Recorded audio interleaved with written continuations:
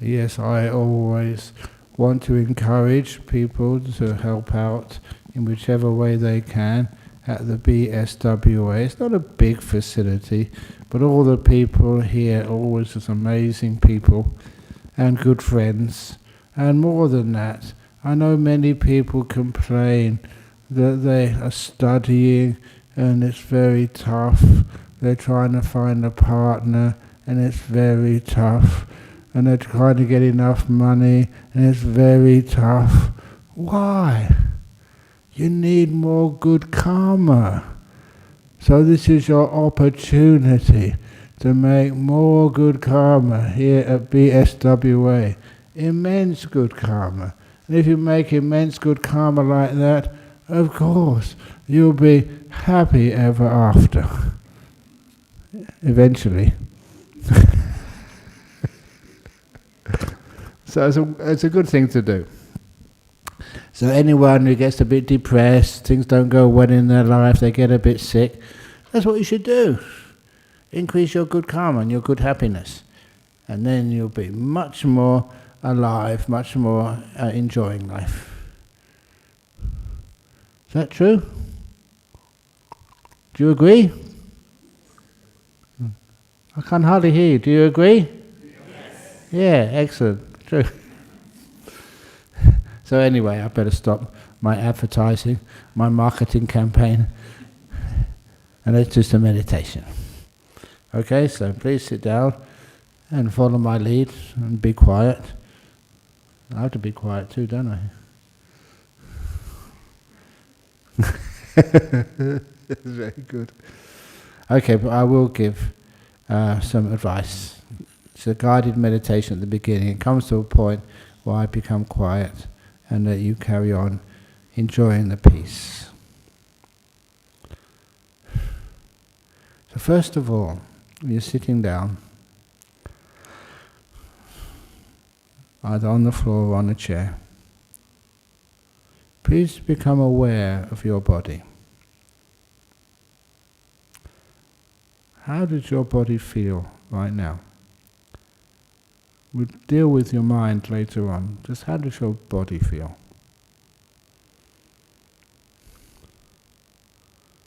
And you can start by watching the body part by part, a little part by little part. I usually start with becoming aware of my toes. I choose to do that because it's the furthest part from my head. And lots of people, they live in their head. And sometimes they don't even feel their toes. One of my teacher's sayings, that's Ajahn Brahm in Thailand, 50 years ago, he told me, you Westerners have got stupid toes. I laughed at first, but it was so true. We weren't aware of that area of our body. So how are your toes? How do they feel? Once you know how they feel, then you can be kind to them. Being kind is knowing how they feel and ask anything I can do for you, toes, which can make you feel more comfortable. And you wouldn't have been able to see this, but a moment ago I just moved my left big toe to make it feel more comfortable. And the result of that, the sensations, the feelings in those toes get much more soft, much more easy. And then from my toes, I move up to the rest of my foot. The rest of your foot, how are you? And it's so difficult to use language to describe these feelings. They're rested, they're at ease. But I always find I can make them more comfortable, which is weird.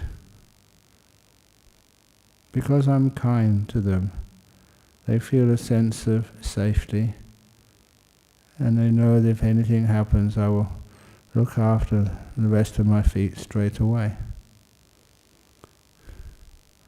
Have you ever had that feeling that when somebody is really kind to you and you trust them so much, you can relax? That's how the muscles and everything else in my feet react when I'm mindful and kind to them. I call it the practice of kindfulness.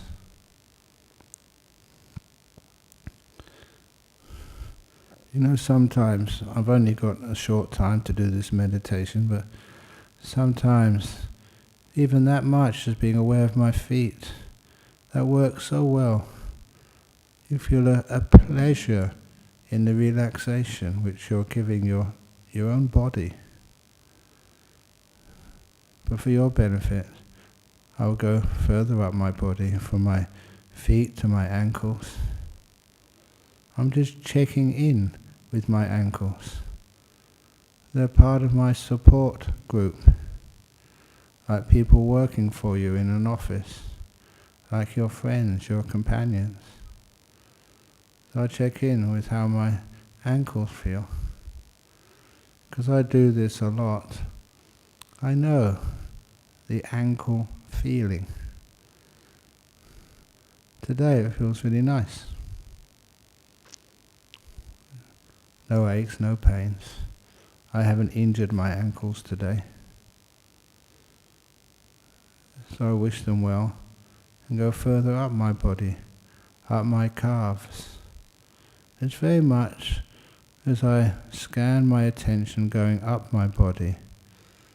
It's very much like you see, like a friend, or you see someone who's a son or a daughter or a grandchild of yours.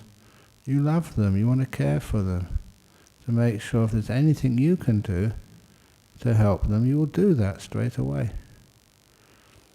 And of course that's how I regard my body. So many muscles and bones and ligaments and goodness knows what else, organs, and I care for them. It's a great training, and it's obvious the benefits of caring for parts of your own body, just how you become healthy.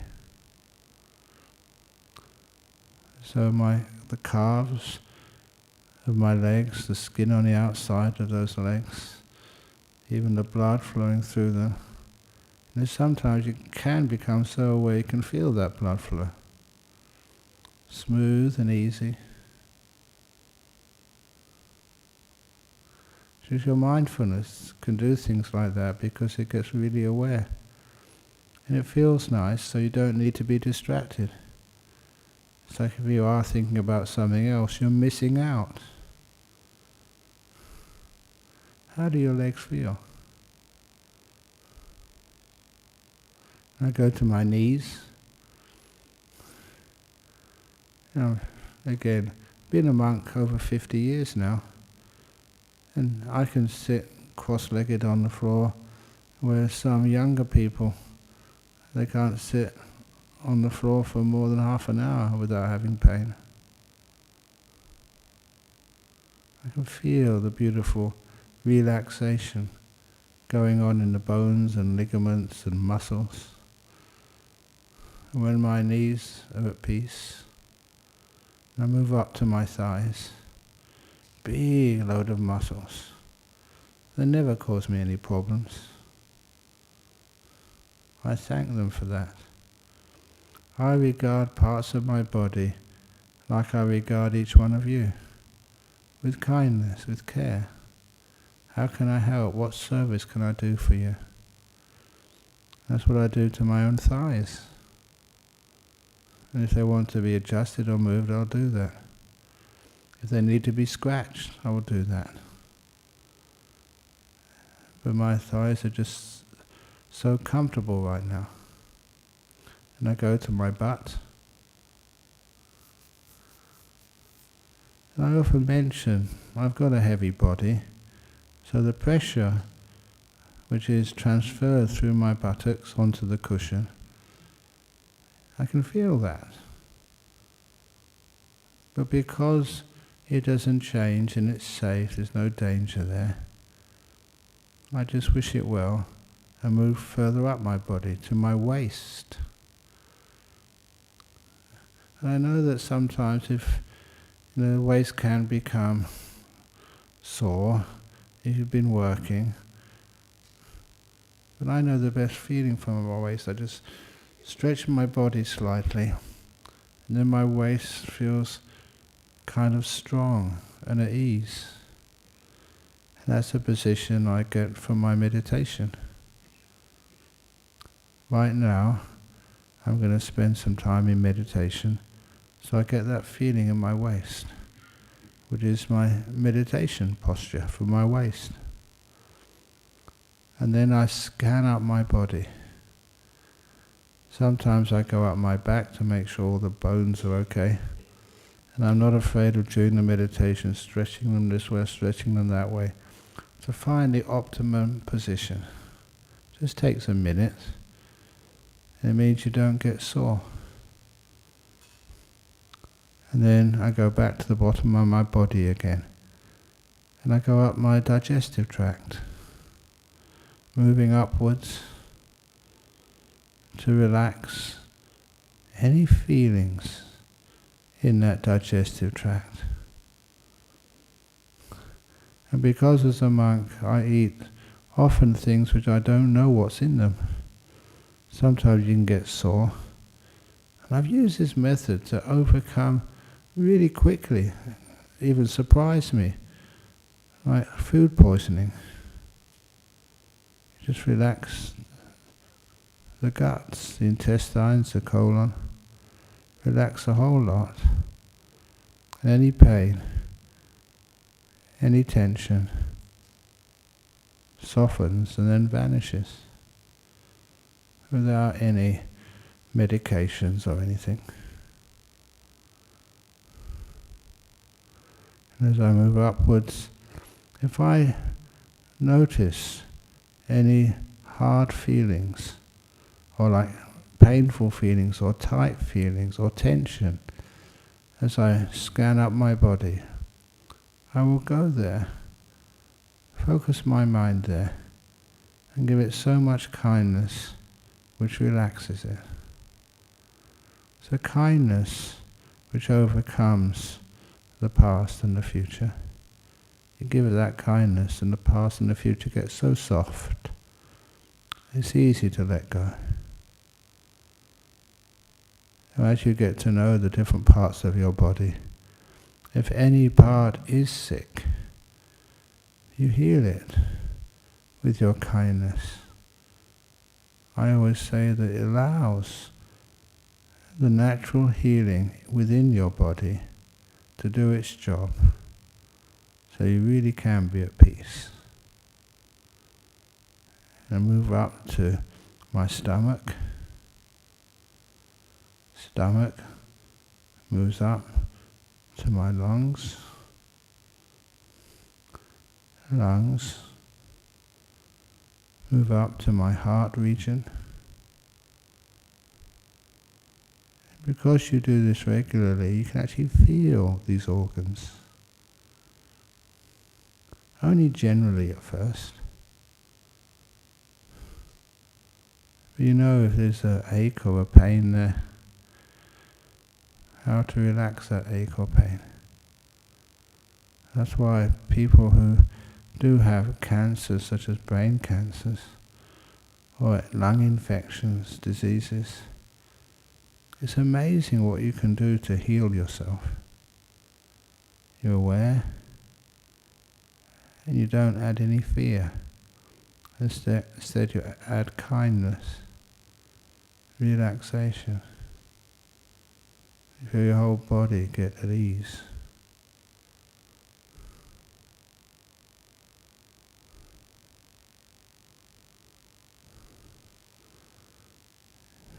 And then you go, keep going upwards, you get to your shoulders. I often say that my shoulders are always tense. That's how it feels. But today my shoulders are nicely relaxed. Well done.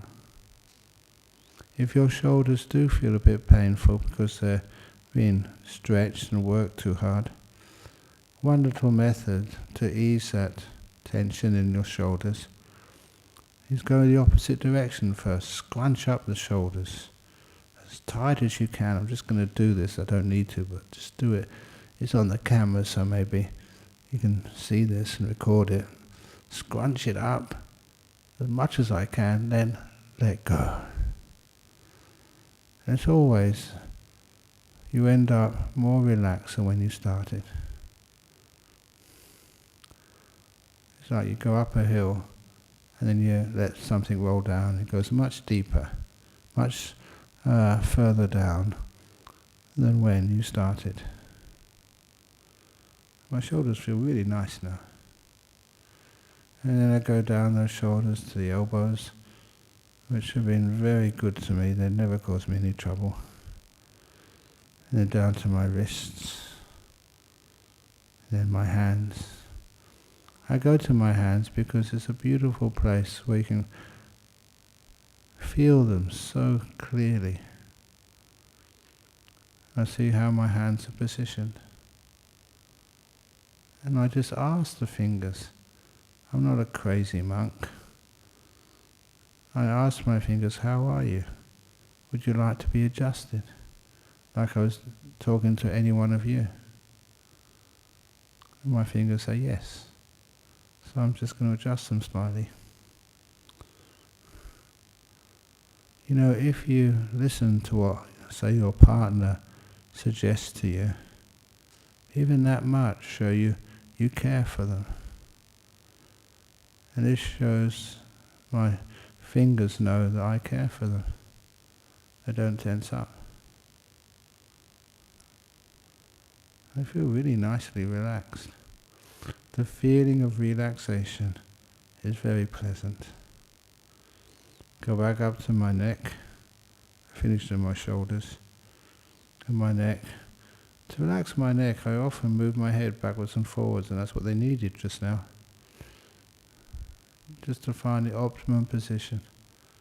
Otherwise, you can very easily get an ache in your neck. And then go to my head. And for my head, the biggest problem in the head is your brain. So for the brain, I have this imaginary exercise. I imagine my poor brain being thinking too much. I imagine a little hinge on the side of my skull, so I can open up my skull, take the brain out, and put it in a little bed, very comfortable, nice sheets and a pillow, so I can take a rest. Brain, be calm, you don't have to work. You don't have to make decisions. Take a rest. And that makes the head nice and comfortable.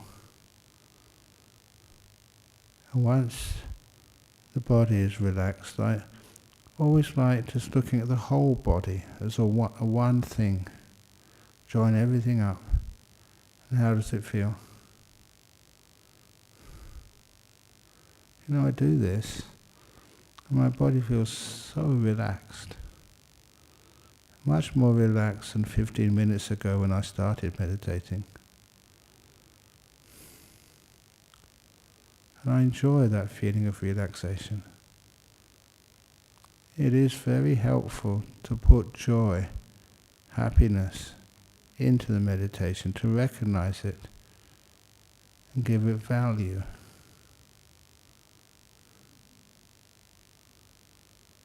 My body feels so relaxed, it kind of disappears. What I'm left with now is my mind. How peaceful are you? The more joy I have, the more peace I feel. What happens is the joy keeps you in this moment. The mind likes being here with happiness. And that avoids the two hindrances of peace, which is the past and the future. You're right here, right now, and it's nice being here. you're starting to get in contact with this thing we call the mind. And then to make it more peaceful, see if you can not encourage thinking. Stop naming things. Stop working out arguments. Stop judging, which means you stop thinking and be silent. Lao Tzu used to say, when people think and give things names, they're not really observing it anymore. They're watching descriptions, not experiences.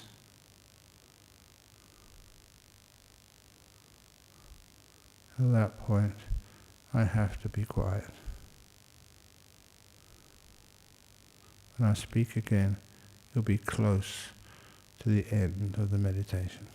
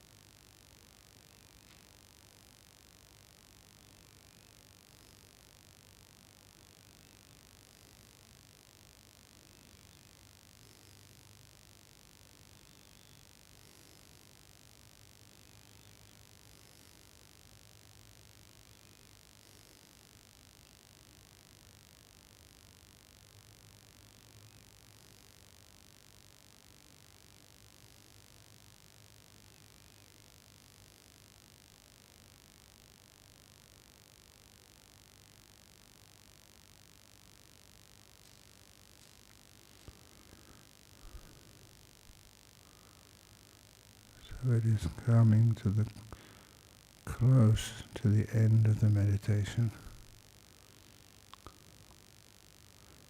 Do not open your eyes yet. Just to know how you feel. Not just in the body, but in your mind.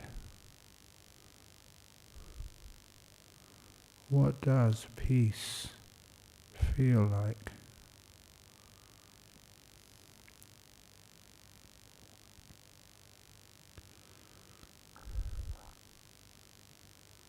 And how peaceful can you be?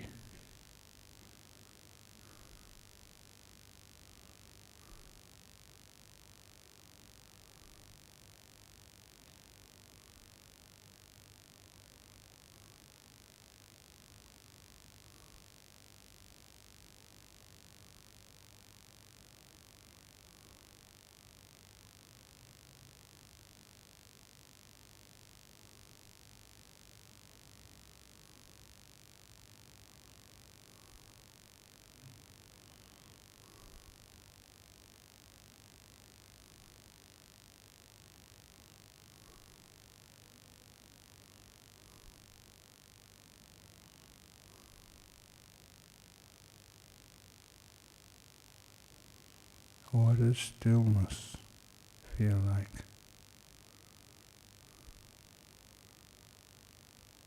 The best way of knowing things and seeing them deeply is through a still mind.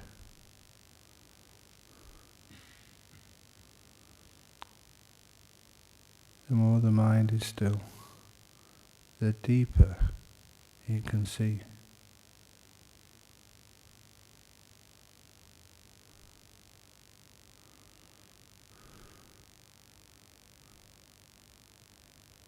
Now, the meditation time is now over, so slowly open your eyes and slowly feel the body and let it get going again.